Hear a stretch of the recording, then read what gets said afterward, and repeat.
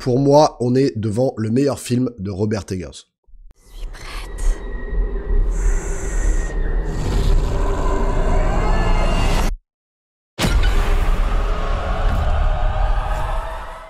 Bonjour les amis, bienvenue sur la chaîne, j'espère que vous allez bien. Je suis désolé pour ma voix, elle est un peu cassée. Je suis un petit peu malade, j'ai la voix un petit peu gutturale comme Nosferatu. Mais justement, ça va être un peu dans le thème du film, puisque j'ai pu voir en avant-première donc le film Nosferatu de Robert Eggers, à qui on doit entre autres le film The Witch, qui l'a un petit peu propulsé. On a également le film The Northman, ou encore le film The Lighthouse avec Robert Pattinson et Willem Dafoe, qui pour moi n'est pas son meilleur film. Il y en a beaucoup qui estiment que c'est son meilleur film.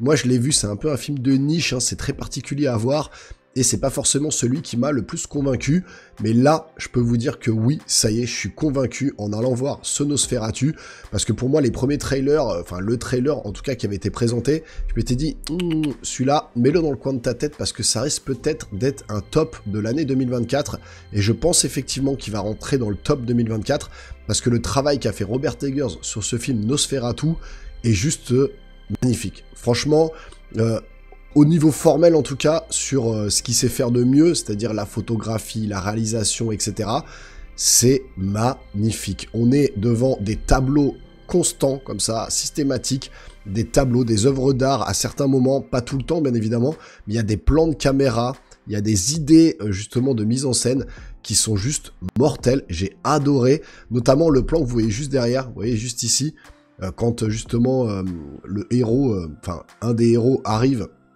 Il s'appelle Thomas, donc qui arrive justement pour aller voir le comte Orlok, qui est le comte Nosferatu en fait, qui se fait appeler comme ça, qui est ni plus ni moins que le comte Dracula, il se fait appeler Nosferatu parce que le film de Murnau en 1922, dont il s'inspire grandement dans ce film-là, Eggers, bien évidemment, avait appelé son antagoniste Nosferatu parce qu'il n'avait pas les droits de Bram Stoker pour justement le comte Dracula, donc il l'avait nommé Nosferatu. Donc c'est de ce postulat-là qui reprend en fait les bases de ce film donc de 2024. Et donc par exemple quand il arrive sur ce genre de plan là, où il arrive justement dans les Carpates, en Transylvanie pour aller voir le comte, bon, la claque qu'on prend, et notamment il y a une scène où vraiment il est dans la forêt comme ça, avec ce fameux, cette fameuse calèche fantôme qui vient le chercher.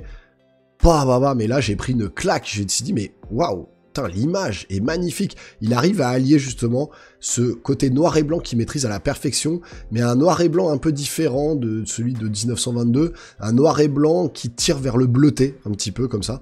Donc ça marche du feu de Dieu, et quand on est en plein jour, donc ça c'est souvent les images de nuit, on a beaucoup de, voilà, dès qu'on est dans la pénombre, dès que la nuit tombe, en fait dès que le comte Nosferatu, le comte Orlok dans le film, peut sortir, parce que voilà, on est comme Dracula, il sort que la nuit, et ben tout de suite l'image se teinte de noir et blanc et un peu bleuté comme ça, et quand on est en plein jour, et ben on arrive sur des couleurs, mais un peu délavées, vraiment style baroque, style un peu 19e siècle, puisque ça se passe au 19e siècle en Allemagne, et donc on va suivre du coup ce Thomas là, qui est promoteur immobilier, on va dire, à l'époque en Allemagne, qui est marié à Hélène, une jeune femme qui a depuis des années des espèces de cauchemars à propos d'un monstre ou autre chose, elle sait pas d'où ça vient, et donc ce fameux promoteur qui est marié à Hélène va se rendre donc chez ce comte en Transylvanie pour lui signer un acte de vente en Allemagne d'une propriété pour qu'il puisse s'y installer, et donc forcément assouvir son besoin de chair fraîche et de sang frais pour pouvoir dominer un petit peu cette ville, ce pays et compagnie. Et donc il veut un peu s'expatrier pour, comme on connaît le comte Dracula entre guillemets, avec le voyage du Déméter, etc., etc. Donc il va piocher justement toutes ces idées là-dedans. Donc il va aller là-bas et puis finalement il va réussir à s'en sortir, mais ce fameux comte va vouloir à tout prix s'emparer de la bien-aimée de Thomas, qui est jouée par le rôle de Lily Rose Depp, qui là, pour le coup, si vous pensiez qu'elle ne savait pas jouer la comédie, vous allez gravement vous tromper, parce que elle donne une prestation, mais magnifique. Franchement, superbe prestation. Pareil pour Nicolas Hoult, qui joue Thomas, pareil pour surtout du coup Bill Skarsgård, qui va jouer le rôle de Nosferatu, qu'on avait déjà vu dans ça notamment, le clown tueur. donc il s'enferme pas forcément, mais il est très bon dans les rôles horrifiques de monstres. Et là, pour le coup, Nosferatu, mais waouh, quelle prestation de folie, avec 3h30 de maquillage à chaque fois pour pouvoir justement incarner le rôle. Alors avec franchement une Lily Rose Depp qui est juste parfois possédée, parfois elle est triste, elle a une palette d'émotions dans le film. Elle va être mélancolique, triste, possédée, parfois même érotique, parce que le film tourne beaucoup autour de ça, beaucoup autour du côté sexuel de la chose. Elle va avoir des moments de gestuels, de désir, de limite de jouissance à l'écran qui sont là presque perturbants. On est là, waouh, ah ouais, ok, elle y va à fond, elle se donne et tout machin. Elle y va pas à moitié dans son interprétation. Et waouh, impressionnant quoi, franchement impressionnant. Alors il va s'inspirer justement Robert Eggers de plusieurs trucs. Il va s'inspirer bien évidemment du film de 1922, qui est une référence cinématographique maintenant pour beaucoup de cinéphiles, en termes de films de Dracula, de vampires, etc. Il va s'inspirer de Francis Ford Coppola avec son film Dracula, bien évidemment, il y a des inspirations. Et il va s'inspirer également de William Friedkin avec L'Exorciste, puisqu'il y a des passages où vraiment Lily Rose Depp est complètement possédée, où elle a des espèces de spasmes, elle se contorsionne telle la gamine dans L'Exorciste, qui fait ultra flipper. Et donc, ouais, ça marche super bien. Il y a ces moments de tension, des moments où elle est presque dérangeante, elle dit des trucs à son mari qui sont ultra dérangeants, et puis ensuite elle peut être hyper mélancolique ou hyper amoureuse, donc elle a une palette vraiment d'émotions qui est folle, quoi. Et du coup, ça fonctionne super bien.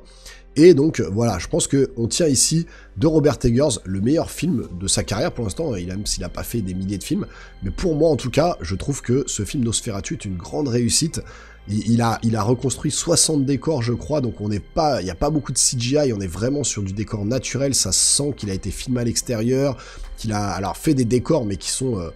franchement, on verrait même pas la différence au cinéma, on a vraiment l'impression qu'il est dans les rues en Allemagne, etc. Ça fonctionne très bien, les palettes d'acteurs, les jeux des acteurs sont très bons, surtout, je vous dis, mis en avant Bill Skarsgård, Nicolas Hoult et Lily Rose Depp. Willem Dafoe, je trouve qu'il est un peu en surjeu pour le coup, pour ma part, je trouve qu'il y a un peu de surjeu de sa part. Mais voilà, puis cette palette de couleurs vraiment noir et blanc bleuté la nuit, et puis le couleur un peu délavé la journée. On retrouve aussi Aaron Taylor Johnson, donc Kraven le chasseur, alors qui là délivre un rôle beaucoup plus intéressant que Kraven, bien sûr. Vous retrouvez la critique sur la chaîne d'ailleurs.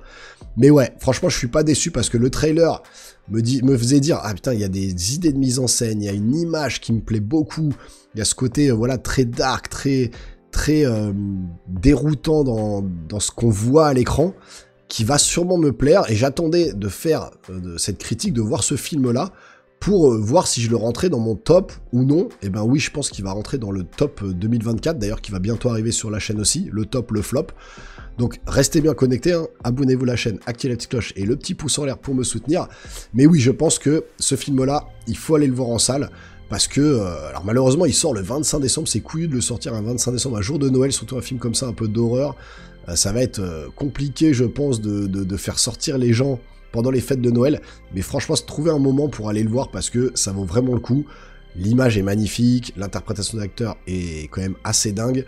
L'histoire, c'est pas la plus palpitante, parce que ça reste assez simple, on est vraiment sur un côté Dracula qui veut conquérir une jeune femme, et il va tout faire pour y arriver.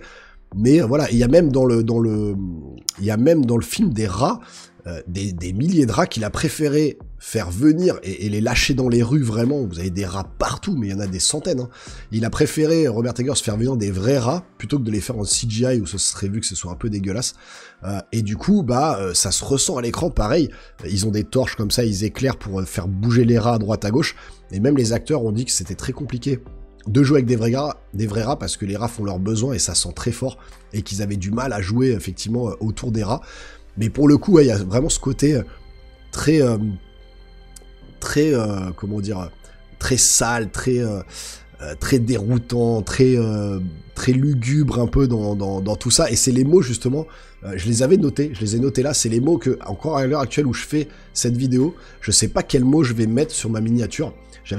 J'avais pensé à envoûtant, lugubre, bestial, macabre, déroutant. J'ai même mis le mot érotique, parce que vraiment, on est sur des tonalités parfois presque dérangeante si vous êtes avec vos enfants ou s'il y a des gosses dans la salle, parce il y a vraiment des côtés très érotiques, des phases d'érotisme comme ça sur certaines scènes, qui sont un peu, waouh, on s'y attend pas du tout.